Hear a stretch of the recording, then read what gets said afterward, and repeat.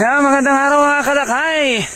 At ito nga, dito ulit kami sa place kung saan ako nagdidilig ng mga pananim na mga punong prutas at saka mga iba pang mga halaman dito. Kagaya mga yan, mga nyog, yan, mga sari-saring mga bungang prutas.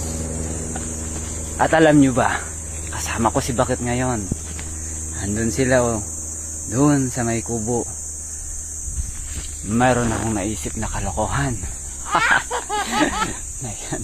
Lokohin natin yan si Mrs. kasi first time niya na kasama ko ngayon na magdidilig. Ayan. Yan, kasama ko rin yan si Kuya Inso. O yan. Abang-abangan natin dyan sa may sagingan. Ayan. Hintayin ko siyang pupunta rito.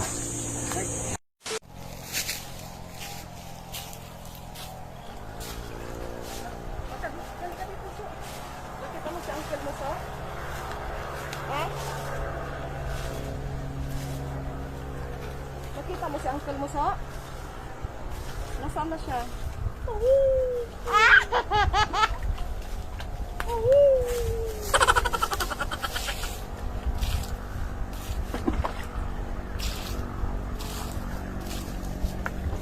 Saan pa? Ang sibig lang sa.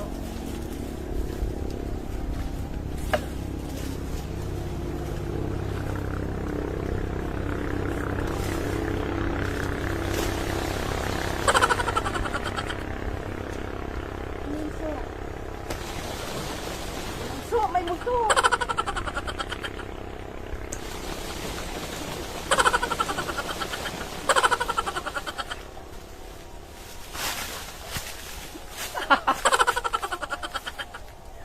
Oy, karay.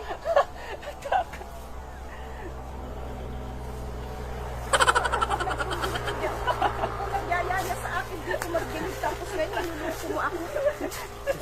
Akala ko may multo. Akala ko may multo na ba? Hindi mo ako makita. Sarap na.